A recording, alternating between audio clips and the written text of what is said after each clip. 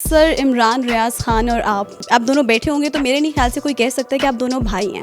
तो ये कैसे हुआ, एक ही घर में रहते हुए आप दोनों कैसे इतने अलग हैं? जर्नलिस्ट जो है वो भी बाहर जाके लड़ नहीं सकता, उसके पास भी ज़ुबान है। और जो फिल्म मेकर है वो आपको टीवी के अंदर नज़र आएगा। तो फिर हमने सोचा कि एक भाई को फाइटर बना देते हैं, तो अगर बाहर किसी ने लड़ना है जाके तो वो लड़ ले। 2020 में हम स्टाइल अवार्ड आपने जीता, 2021 में आप नॉमिनेट हुए। ये बहुत बड़ी चीज़ है। मैं आज पहली दफ़ा बोल रहा हूँ किसी कैमरे के ऊपर कि शायद ये जगह मेरे लिए नहीं है, मुझे दोबारा इस रेस में नहीं बैठना। शादी तब करना जब ये डिसाइड कर लिया हो कि भाई मैं झुक गया हूँ, ठीक है, बस हो गई है मेरी, अब मैं शादी करने लगूँ। अस्सलाम वालेकुम, मैं हूँ माहिरा भट्ट और आप देख रहे हैं दस्तक टीवी। आज मैं आपकी मुलाकात करवाने वाली हूँ एक बेहतरीन फ़िल्म मेकर से, एक बेहतरीन फ़ैशन फ़ोटोग्राफ़र से, जिनकी मैं ख़ुद बहुत बड़ी फ़ैन हूँ। मैं मज़ीद इंट्रोडक्शन इसलिए नहीं दूँगी क्योंकि मैं चाहती हूँ कि मैं ज़्यादातर टाइम उनसे बातें करने में लगाऊँ। So today we have none other than mister Hamza Khan. Hi Hamza. अस्सलाम वालेकुम। वालेकुम सलाम, कैसे हैं आप? मैं ठीक हूँ, बेहतरीन। आप कैसी है? मैं बिल्कुल ठीक हूँ। First of all thank you so much, आज आपने हमें टाइम बहुत अरसे बाद दे ही दिया। ये बहुत एक लंबे अरसे से इंटरव्यू ड्यू था। Thank you so much. दई टाइम बेसिकली अभी रिसेंटली आई गॉट मैरिड, तो अब शादी के बाद जिम्मेदारियाँ थोड़ी डिफरेंट हो जाती हैं। आपको मैं ब्लेम नहीं कर सकती हूँ इसके लिए। I can totally understand. मेरे बड़े बेचारे दोस्त ऐसे होते हैं जो शादी के बाद कह रहे होते हैं ये वो लड्डू है जो ना खाए वो भी पछताता है, जो खा ले वो भी पछताता है। लेकिन आई एम डैम श्योर कि आप पछता नहीं रहोगे क्योंकि मैंने आपकी मिसेस देखी है और वो बहुत हसीन है। तो यू मस्ट बी लकी। नहीं, हसीन होने से तो कुछ भी नहीं होता। आई गेस ज़्यादा जो है वो अंडरस्टैंडिंग जो है वो बहुत ज़रूरी है। सो या I am lucky in a वे कि वो बिल्कुल उस तरह की टिपिकल वाइफ नहीं है जिस तरह की मुझे नहीं चाहिए थी। सो या आई एम ब्लेस्ड। आपने जो हसीन वाली बात पे कहा ना, इट्स लाइक घर की मुर्गी दाल बराबर, ये इस पर बिल्कुल वो सेट होती है चीज़। मतलब बंदा तारीफ़ कर देता है कि yes I am lucky, she is very pretty and all, but आपने कहा नहीं उससे क्या है, तो ये क्या बात थी? वैसे आपके सामने बैठी है इंसान, वैसे तारीफ़ कर देता है। देखिए, शक्ल खूबसूरत हो उससे ज़्यादा बेहतर है कि आपकी सीरत खूबसूरत हो। बचपन से यही है ऑब्वियसली। हम उन लोगों के साथ ज़्यादा कनेक्ट कर रहे होते हैं जो लोग बाहर से खूबसूरत दिखे ना दिखे, अंदर से जितने खूबसूरत हों। सो मेरा बेगम के साथ भी कनेक्शन जो बिल्ड हुआ था फ्यू मंथ्स बैक, वो यही कनेक्शन था कि पर्सनल हमारा जो चीज़ें हैं वो ज़्यादा आपस में कनेक्ट करती थी। जिसमें आप ह्यूमैनिटी ले लें या किसी भी चीज़ के बारे में आप बात ले लें, वो हम लोगों की इंसानियत वाली जो चीज़ है वो आपस में बहुत ज़्यादा कनेक्ट करती थी। सो इसलिए जो दिखती वो जैसी भी हैं, अब that is cherry on top, अगर वो प्यारी हैं तो वो इंसान भी प्यारी है। वरना मैंने लोग बहुत प्यारे इस तरह के भी देखे हैं, नो ऑफेंस टू एनीवन जो देख रहा हो, अगर उसको ये चीज़ बुरी लगे या कोई इस तरह का, तो मेरा उस तरह का कोई वो नहीं है। बट अंदर से खूबसूरत नहीं होते, बाहर से खूबसूरत होते हैं दिखने में। सो उससे बेहतर ये है कि हाँ, ब्लेस्ड मैंने आपको इसलिए कहा कि I am blessed in a वे कि मुझे बाहर से भी खूबसूरत मिली और मुझे अंदर से भी खूबसूरत। सूरत के साथ सीरत भी अच्छी मिलती है। चले बैक टू योर वर्क। जब भी हम किसी फील्ड में आते हैं तो हमारी कोई ना कोई इंस्पिरेशन ज़रूर होती है लाइफ में। तो इस तरफ आप आए और एक बेहतरीन काम कर रहे हैं, इंस्पिरेशन कौन थी आपकी? अच्छा, इंस्पिरेशन शुरू से I use to watch films. मैं बहुत ज़्यादा फिल्म मेकर्स को फॉलो करता था उस टाइम के ऊपर, क्योंकि मेरा शुरू से ये है कि मैं डायरेक्टर्स का काम ज़्यादा फॉलो कर रहा हूँ एज़ कम्पेयर टू कि मैं एक्टर के काम को फॉलो कर रहा हूँ। एंड इवन बिफोर NCA, मैं NCA से जब मैंने फ़िल्म की डिग्री ली तो उससे पहले से I use to watch films director के पॉइंट ऑफ व्यू से कि ये डायरेक्टर है, इसका काम बहुत अच्छा है। वो that's one of a thing. लेकिन जब मैंने करियर स्टार्ट किया था back in when I was a kid, very young age, तो मैं एक फ़ाइन आर्टिस्ट था and I use to paint, oil paint, sketching और ये सारी चीज़ें किया करता था। तो मैं मीडियम एक्सप्लोर करते करते फ़ाइन आर्ट से निकल कर मैं चला गया फोटोग्राफी के अंदर, फ़ोटोशॉप के अंदर। फ़ोटोशॉप से मैं फ़ोटोग्राफी के अंदर चला गया और फोटोग्राफी से निकल कर मैंने फिर क्यूरियोसिटी बढ़ती जाती है इंसान की। तो बाय द एज जब मैं कॉलेज के टाइम पे, तो फिर फोटोग्राफी से भी मैं बहुत ज़्यादा बोर हो गया था, तो मैंने कहा फ़िल्म सीखते हैं अब। तो मेरा मीडियम शुरू से एक ही है, कलर्स और वाइब्रेंस और वो सारी चीज़ें जो हैं वो एक ही हैं। लेकिन हाँ, by the passage of time वो स्टेप्स इंसान लेता रहता है। तो मैंने फिर फिल्म का स्टेप लिया और फिर उसके बाद आई चूज़ कि मुझे फैशन इंडस्ट्री के अंदर काम करना है। सो या दैट्स अ जर्नी। इंस्पिरेशन की अगर आप बात करें तो इंस्पिरेशन एज सच मैं ये कहता हूँ कि मेरी शुरू से इंस्पिरेशन ये है कि मैं अपने बाबा को देखता हूँ, तो वो बचपन से जब से होश संभाला तब से वो काम कर रहे हैं। और बड़े भाइयों को देखता हूँ, मेहनती हैं सब, तो मेरी इंस्पिरेशन, जो मेहनत करने वाला इंसान है, मेरी इंस्पिरेशन वो है कि यार आप करते रहो कुछ ना कुछ, और फिर उसके बाद आपको डेफिनेटली पता चल जाता है चीज़ों के बारे में कि आपने रास्ता कौन सा चूज़ करना है और किस तरीके से।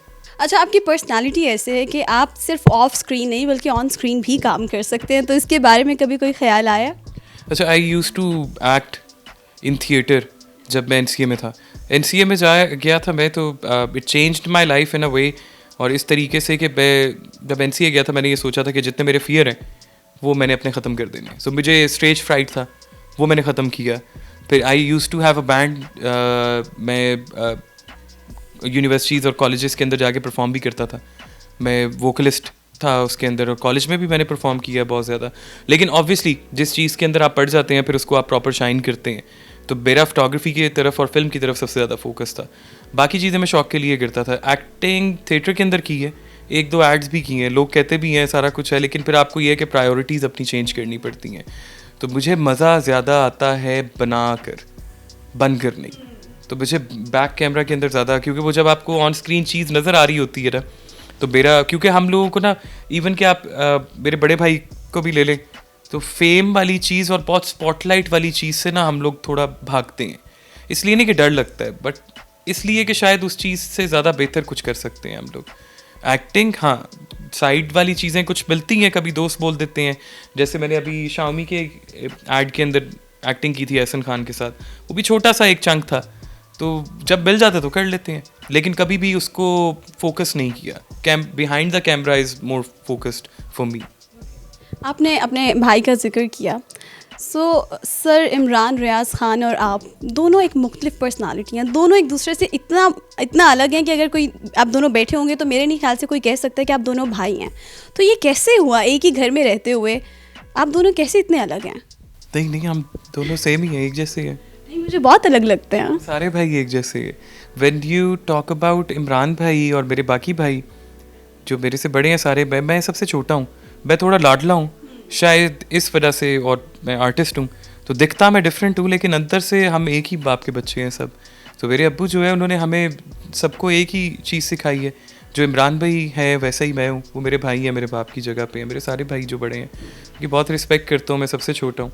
बट अगर आप ये कहें कि विजुअली मैं डिफरेंट दिखता हूँ, तो हाँ, विजुअली मैं डिफरेंट दिखता हूँ। बचपन से उन्होंने मुझे इतना लेवरेज दिया हुआ है कि मैं फटी हुई जीन्स भी पहन लेता हूँ, मैं कलरफुल कपड़े भी पहन लेता हूँ, मैंने कभी पियर्सिंग भी करवा ली, मैंने बाल भी डिफरेंट किस्म के कर लिए। तो मेरे घर में सिर्फ मुझे इतनी लेवरेज थी कि मैं कुछ भी कर सकूँ, और एनसीए भी जाने की, क्योंकि अब ये है कि देसी पेरेंट्स जो हैं वो एनसीए को थोड़ा इतना कोई अच्छा नहीं समझते, लेकिन मेरे पेरेंट्स ने अल्हम्दुलिल्लाह मुझे सपोर्ट किया हर एक चीज़ के अंदर। तो भाइयों से मैं हूँ डिफरेंट, लेकिन अंदर से हम सब एक जैसे। When it comes to middle class family, तो हमारे घरों में कहा जाता है कि एमबीए कर लो, किसी बिजनेस फील्ड में चली जाओ, किसी सीएसएस कर लो, कोई अच्छी फील्ड पकड़ लो। लेकिन जब मीडिया की फील्ड हो या कोई फिल्म मेकिंग की फील्ड हो तो हमें घर से भी बहुत बातें सुनने को मिलती हैं। तो इस तरह का कुछ आपको फेस करना पड़ा कि अब्बू ने कहा कि ये कौन सी फील्ड तुमने पकड़ ली है? देखिए, अब्बू किसी ने कोई स्पेसिफिक इस तरीके से बात नहीं की। बचपन में होती हैं हरकतें, मार भी पड़ती है, बड़ा कुछ होता है, दोस्तों से भी दूर किया जाता है आपको, क्योंकि वो टाइम इस तरह का होता है ना, यंग एज के अंदर कि खून गर्म होता है इंसान का, तो इंसान नेगेटिव चीज़ों को ज़्यादा जल्दी अडेप्ट कर लेता है और सोक कर लेता है एज़ कम्पेयर टू पॉजिटिव चीज़ों के पीछे जाए। लेकिन जब से मैंने स्टार्ट किया था ना काम, when you talk about my nature of work, तो मैं कॉन्स्टेंट चला हूँ चीज़ों के अंदर। मैंने, हाँ, ये कि नेगेटिव चीज़ें इंसान अडेप्ट करता है, उन्हीं से सीखता है, और ज़्यादा आपको नेगेटिव चीज़ें सिखाती हैं अगर आप उनसे सीखना चाहें। मेरा ये था कि मैंने एक लाइन पकड़ के रखनी है, उसको ग्रास्प करके रखना है, मैंने उसको कभी नहीं छोड़ना। मैंने काम को कभी नहीं छोड़ा, मैंने राइट साइड लेफ्ट साइड जो मर्जी किया, लेकिन मैंने काम को कभी नहीं छोड़ा। तो काम ने मुझे हर चीज़ में से निकाल लिया हमेशा। काम एवरी टाइम वो होता है ना कि आपका सेवियर है एक, तो काम ने हमेशा मुझे वो नेगेटिव चीज़ में से निकाल लिया कि नहीं, तूने काम करना है, तो तूने फोकस्ड रहना है। तो बचपन से मैं फोकस्ड हूँ बहुत ज़्यादा इन चीज़ों के अंदर कि नहीं, मुझे अगर ये करना है तो मुझे इसी को करना है, and I can't give up. और ये चीज़ मेरे लिए इतनी ज़रूरी है कि मैं इसको ख़राब नहीं कर सकता। फैमिली की तरफ से ऑब्वियसली मुश्किलात आती हैं। मेरे अब्बू चाहते थे एक टाइम के ऊपर, अब पता नहीं उन्हें याद हो ना हो, कि मैं सिविल इंजीनियर बनूँ, क्योंकि मेरे अब्बू मैकेनिकल इंजीनियर है। तो कहते थे कि अच्छी जॉब मिल जाएगी तुझे, ये हो जाएगा, मैं किसी को बोल दूंगा तो तू कर ली। जब हम लोग मिडिल क्लास फैमिली, ऑब्वियसली अल्लाह मियाँ का देना है सारा कुछ, और तो मैंने कहा ठीक है अब्बू जी मैं कर लेता हूँ। तो मेरी डबल डिग्री इसी चक्कर पे मैंने कंप्यूटर इंजीनियरिंग की पहले, और फिर मैं चला गया कंप्यूटर इंजीनियरिंग के बाद एनसीए। मैंने कहा नहीं मुझे एनसीए भी करना है। तो उस टाइम के ऊपर आई वाज 22 और 2 साल मैंने स्किप भी किया स्कूल। तो हालात कुछ अजीब से होते थे। अगर आपने इमरान भी से बात की उनका बताओ तो ऑब्वियसली अब हम लोग ये ओवर द नाइट कोई इन चीज़ों में नहीं इंसान बड़ा हो जाता, बस अल्लाह मियाँ का देना होता है सारा कुछ। सो फिर आई चोज कि नहीं मुझे एनसीए जाना है, मुझे करना है एनसीए। मुझे इवन सेमेस्टर सिस्टम का नहीं पता होता कि सेमेस्टर क्या होता है, क्योंकि गवर्नमेंट कॉलेज में पढ़े हुए और कोई को एजुकेशन आपका सिस्टम नहीं होता। तो मेरे लिए NCA was a life changing a turning point. तो एनसीए चला गया, फिर उसके बाद फिल्म पढ़ ली। फिर जब नाम बना लिया तो फिर फैमिली की जो इनसिक्योरिटीज़ थी, हम पता क्या होता है यंग एज के अंदर फैमिली क्यों रोकती है बच्चों को। एक तो बहुत अच्छी कोई बातें नहीं है हमारी इंडस्ट्री के बारे में बाहर। कभी अगर फॉर एग्जांपल किसी बच्ची को अगर बाहर जाके फिल्म बनानी है कुछ करना है, तो बचपन से टीवी के ऊपर मीडिया के बारे में भी कोई इस तरह की बात नहीं की गई फैमिली को एजुकेट करने के लिए, या फैमिलीज़ को, हमारी देसी फैमिलीज़ को एजुकेट करने के लिए। तो अपनी फैमिलीज़ को, अपनी बेटियों को, अपने बच्चों को भेजते हुए, लड़कों को भेजते हुए थोड़ा सा इनसिक्योर हो जाते हैं। मेरी फैमिली भी, हालांकि हम 5 भाई हैं, बहन कोई नहीं है, लेकिन मेरे लिए भी इनसिक्योर होते थे वो। तो जब मैंने नाम कमाना शुरू कर दिया उसके अंदर, और बाहर से आज तक कभी कोई शिकायत नहीं आई कि मेरी फैमिली को कुछ पता चल रहा हो कि हमता ने ये गलत कर दिया या वो गलत कर दिया। ऑब्वियसली पता होता है फैमिली को सारा कुछ, कि इमरान भाई को नहीं पता होगा या भाइयों को नहीं पता होगा कि मैं बाहर किसके साथ उठ रहा हूँ, बैठ रहा हूँ, सारा कुछ। लेकिन मैंने हमेशा इस चीज़ को नज़र में रखा कि मैंने जो भी काम करना है मैंने रिस्पॉन्सिबिलिटी के साथ करना है, और मैंने अपनी फैमिली को कभी डिसअपॉइंट नहीं होने देना। तो वो आहिस्ता आहिस्ता पहला मैगजीन गया अब्बू के ऑफिस के अंदर, फिर इमरान भाई के ऑफिस के अंदर, उसके कवर के ऊपर मैं था। फिर उन्होंने देखा, फिर लोगों ने बताया कि अच्छा काम करता है वो बिल्डअप करते करते करते वो जो इनसिक्योरिटी थी वो सिक्योरिटी में बदल गई। लेकिन हाँ 9 से 10 साल लगे मुझे अपनी फैमिली को ये समझाने में कि ऑन एंड ऑफ कि मुझे यही काम करना है। But it was worth it, right? Obviously worth it, क्योंकि जो पैशन था, जो दिल में थी चीज़, मैं आज वो कर रहा हूँ, तो आई हैव नो रिग्रेट्स। 2020 में हम स्टाइल अवार्ड आपने जीता, 2021 में आप नॉमिनेट हुए। ये जो टाइम 2019 में भी नॉमिनेट हुआ था लक्स स्टाइल के अंदर। ग्रेट। तो इसमें फैमिली का क्या रिस्पॉन्स था? फैमिली का रिस्पॉन्स ऑब्वियसली बहुत अच्छा था। 2019 के अंदर when I got nominated in lux style awards, तो 3 मॉडल्स थे और मैं अकेला फोटोग्राफर था। तो उनकी कैटेगरी इस तरह की थी जिसके अंदर राइजिंग टैलेंट आपको डालना होता है, राइजिंग स्टार। तो राइजिंग स्टार होता है या राइजिंग टैलेंट होता है, ये दोनों का डिफरेंस है। तो उसके अंदर फिर लोगों ने भी ये चीज़ कही थी कि यार फोटोग्राफर्स की लहदा होनी चाहिए या मॉडल्स की लहदा होनी चाहिए। लेकिन जब मैंने कर लिया, वो करने के बाद दैट नाइट आई रियलाइज्ड, ये बहुत बड़ी चीज़ है, मैं आज पहली दफ़ा बोल रहा हूँ किसी कैमरे के ऊपर कि शायद ये जगह मेरे लिए नहीं है, मुझे दोबारा ये इस रेस में नहीं बैठना। अगर रब ने चांस दिया, क्योंकि एक कमरे में बैठ के मैंने नॉमिनेशन ली, मेरे पास एक छोटा सा कमरा होता था, उसी में मैं काम करता था, सब ने मुझे पहचाना, कराची बुलाया, एक नाम बना मेरा। तो मैं एक कमरे में बैठ के हुआ, तो किसने किया? रब ने किया ना, या मेरा काम इस तरह का था कि लोगों ने मुझे खींचा। तो इस चीज़ के ऊपर मैं बहुत प्रॉपर रहता हूँ कि नहीं, काम मेरा अगर अच्छा होगा, मैं करता रहूँगा, तो मुझे लोग बुलाते रहेंगे। जिस दिन मैं काम बुरा करूँगा उस दिन मुझे लोग नहीं बुलाएंगे। सो फिर हम पे नॉमिनेट हुआ, क्योंकि वही पोर्टफोलियो हम में चला गया, क्योंकि आप एक ही साल के अंदर दोनों कैटेगरीज के अंदर हो रहे होते हैं नॉमिनेट। तो हम में मैं जीत गया, और हम पे भी आई रियलाइज्ड कि बांडे, सब बांडे कहते हैं मुझे, बाकी मेरी फैमिली को कोई बांडे साथ नहीं लगाता, मैं लगाता हूँ खाली, या मेरे 1-2 कज़न से। तो मैंने कहा यार अगर इसी कुर्सी पे आके दोबारा से बैठना है, तो ये कुर्सी चलो ख़त्म हो गई है, तो आपने जो देखना था आपने देख लिया। अगर आप सीखने की चाह रखते हैं तो इस कुर्सी से आगे क्या है? तो उस रात मुझे रियलाइज़ हुआ कि इस कुर्सी से आगे अभी के लिए तो कुछ नहीं है। हाँ, इस कुर्सी से आगे ये है कि मैं बड़ी नॉमिनेशन में चला जाऊंगा। अच्छा, हमसे मुझे बताइएगा कि मज़ीद आपके फ्यूचर प्लान्स क्या हैं? और मैं आपके काम के हवाले से नहीं पूछ रही हूँ, मैं चाह रही हूँ कि हम कुछ ज़ाती ज़िंदगी के हवाले से बात करें। तो ज़ाती ज़िंदगी में फ्यूचर प्लान्स क्या हैं? कि अगले साल मैं आऊँ तो यहाँ पर मुझे 2 ट्विंस बेबीज़ नज़र आ रहे हैं क्या होने वाला है? कि फ्यूचर प्लान्स तो जो है वो ऑब्वियसली जब शादी हो जाती है ना, तो बेगम डिसाइड करती है। हस्बैंड के हाथ से वो पर्सनल लाइफ वाली जो चीज़ है वो चली जाती है। सो माई बेगम is really like good in it. तो मैंने जो पर्सनल वाली चीज़ें हैं वो उसके ऊपर छोड़ दी हुई है, और मेरे लिए जो फ्यूचर प्लान्स हैं वो यही है कि मैं अच्छा कंटेंट बनाता रहूँ और अच्छी चीज़ें करता रहूँ। हाँ, पाकिस्तान के हालात कुछ इस तरह के हैं आजकल कि इंडस्ट्री भी है और सारा कुछ बिल्कुल सॉफ्ट रनिंग के अंदर है, इस टाइम के ऊपर कुछ भी सही नहीं हो रहा, लेकिन यही है कि उम्मीद कर रहे हैं कि सब कुछ जल्दी से अच्छा हो तो हम लोग बहुत अच्छा कंटेंट बनाएं। हाँ, आई लव बेबीज़, मुझे बच्चे बहुत पसंद है क्योंकि मेरे घर में ऑलरेडी 4 बड़े भाई हैं तो सबके बेबीज़ हैं, तो बेबीज़ के साथ I am very good with kids, तो मुझे बच्चे तो वैसे ही बड़े पसंद हैं। ऐसे मैसेज आपको पहुंच गया आपकी वाइफ तक? वो अब से नहीं, वो काफ़ी देर से पहुंचा हुआ है। सो अब यही है कि बाकी तो अल्लाह ताला की देन है, वो देखते हैं, प्लानिंग श्लानिंग भी अल्लाह मियाँ करते हैं, सब कुछ हमारा ये है कि मेरा ख़ास तौर पे मेरी बेगम का ये हम अल्लाह मियाँ पे छोड़ देते हैं कि अल्लाह मियाँ आपने जो हमारे लिए लिखा हुआ है ना वो हो जाए बस। अच्छा, क्योंकि आपकी नई नई शादी हुई है तो मैं चाहूँगी आखिर पर आपको ये पैगाम दें उन लोगों को जो शादी करना चाह रहे हैं, ये शादी से घबरा रहे हैं, तो आप क्या कहेंगे कि शादी कर लो, ये सब्र करो, सोच समझ के करो? यार देखें, कर लो ज़रा शादी एक दफ़ा। एक दफ़ा शादी करके दिखाओ ज़रा। वो लड्डू वाली जो बात है ना वो है, लेकिन मैं ये कहता हूँ कि मजाक अपनी साइड पे, बेगम सामने बैठी हुई है इस वजह से नहीं मैं कह रहा, लेकिन शादी जो है वो रियल लाइफ जो है वो आपकी शादी के बाद ही स्टार्ट होती है। आई एम 31, माई बेगम इज़ लाइक 25, तो हम लोगों का 6 साल का गैप है। उसकी लाइफ तो मैंने तो बहुत कुछ देख लिया, गुजार लिया सारा कुछ, ऑब्वियसली अभी बहुत कुछ देखना है ज़िंदगी के अंदर, लेकिन शादी के बाद ज़िंदगी सही स्टार्ट होती है।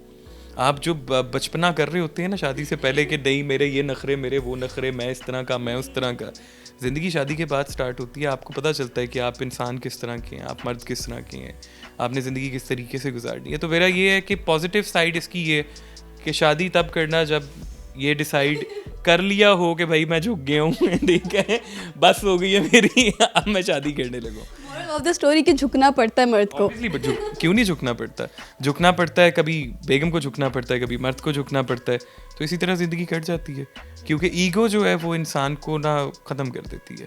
कभी अगर आपको झुकना पड़े तो आप झुक जाए। हमारे ये पाकिस्तानी मर्दों के साथ बड़ा थोड़ा सा इशू है, हर हफ्ते कोई ना कोई खबर आई होती है, तो मैं ये कहता हूँ चलो खा लो डांट थोड़ी सी बेगम से, कोई मसला नहीं है। तो हाँ, और जब डांटने लगो, अगर बेगम आगे से डांट दे के चुप कर जाओ तो चुप कर जाओ यार, कोई बात नहीं। आई होप मैं अगले 2 साल बाद अगर आपसे ये सवाल करूं तो आप मुझे यही जवाब दें। हाँ, अगर उस टाइम तक बचा मैं तो ज़रूर दूंगा। अच्छा, ये सवाल मैंने आपसे पहले भी किया था, लेकिन मैं चाहूँगी ज़रा अब आप इसको थोड़ा फ़न में भी मुझे बताएं, क्योंकि आपके अंदर का फ़िलासफ़र जो है ना वो आपकी बेगम ने कहा है कि उसको थोड़ी देर के लिए चुप कराओ हमजा और थोड़ा फ़न क्रिएट करो। तो तीनों भाई बिल्कुल डिफरेंट फील्ड्स, एक जर्नलिस्ट, एक फ़ाइटर, एक फ़िल्म मेकर, ये कैसे हुआ है? यार देखिए, जर्नलिस्ट जो है वो भी बाहर जाके लड़ नहीं सकता, उसके पास भी ज़ुबान है, और जो फिल्म मेकर है वो आपको टीवी के अंदर नज़र आएगा। तो फिर हमने सोचा कि एक भाई को फाइटर बना देते हैं, तो अगर बाहर किसी ने लड़ना है जाके तो वो लड़ ले। हाँ, वो फाइटर है, तो डरते लोग उससे हैं, वो शक्ल भी इस तरह की है, लेकिन अगर कभी आप उनसे बात करके देखें ना तो आपको पता चलेगा कि वो हम दोनों से भी, इमरान भाई से, मेरे से भी ज़्यादा नरम दिल है, वो बिल्कुल ही सॉफ्ट किस्म के इंसान है। ये आप लोगों ने अपने अंदर ना एक सरप्राइज पर्सनालिटीज जो है ना सारे भाइयों ने आगे छुपा के रखी हुई है। वैसे होते नहीं है। हाँ, वैसे ये अमूमन जो है बात अच्छी नहीं है, लेकिन आप लोगों के मामले में अच्छी है। देखें ना, आप मिली मेरे से, आपको कुछ लगा? मुझे तो ऐसा लगा मैं कोई गलत इंसान हूँ? बहुत अच्छे इंसान हो, और आपकी अच्छाई का सबसे बड़ा सबूत जो है मेरे राइट साइड पे बैठा हुआ है। ये एक फाइनल अच्छाई की है मैंने, इसके बाद मेरे से अच्छाई नहीं होगी। Ultimate for the life. हम तो मैं चाहूँगी एंड पर जितने भी हमारे व्यूअर्स हैं जो आपको देख रहे हैं उनके लिए ख़ुसूसन अपनी वाइफ के लिए कोई प्यार भरा पैगाम दे दें।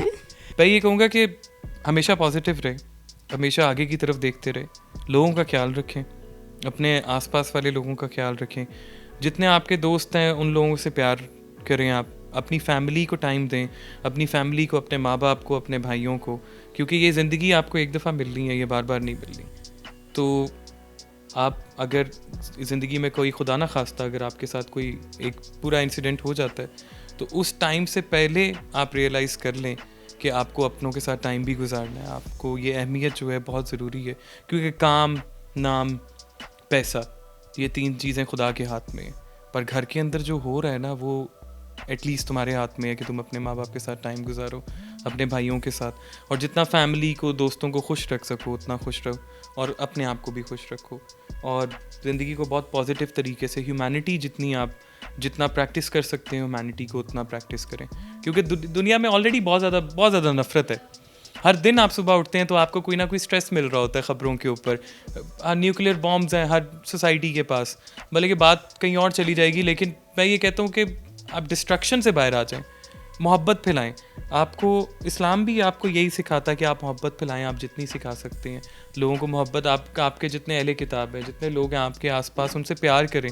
आप सिर्फ अगर ये सोचें कि आप ही मुसलमान हैं और बाकी कोई मुसलमान नहीं है और आपकी 4 ईंटों की जो है वो मस्जिद है, तो फिर गलत चीज़ है। आपको मोल्ड होना पड़ता है, आपको झुकना पड़ता है दूसरों को समझाने के लिए। तो जितना पॉजिटिव रह सकते हैं, जितनी अच्छाइयाँ फैला सकते हैं, जितना लोगों से मोहब्बत कर सकते हैं, एक किसी की तरफ सड़क पे जाते हुए आप स्माइल करके ही देख लेना, तो वो बंदा आपको दोबारा से स्माइल करके देख लेता है। मतलब कि आप निकलें सड़क के ऊपर, अभी चाहें आप 1 घंटा गाड़ी चलाएं, आपको कोई बंदा चेहरे पे स्माइल नहीं नज़र आएगी। तो आपके एक स्माइल करने से अगर एक बंदा स्माइल कर लेता है ना, तो वो आगे पास ऑन होती जाएगी, बेशक वो आपको नहीं जानता। तो सोसाइटी के अंदर मोहब्बत फैलाएं, भाई ये message. Thank you so much Hamza, बहुत अच्छा लगा आपसे मिलके, और मैं उम्मीद करती हूँ कि हमारे जितने भी व्यूअर्स हैं उनको भी हमज़ा से मिलकर बहुत अच्छा लगा होगा। हमें कमेंट्स के ज़रिए बताइएगा कि आपको आज का इंटरव्यू कैसा लगा है, और अपना रखिएगा बहुत ज़्यादा ख्याल। टेक केयर, अल्लाह हाफिज़।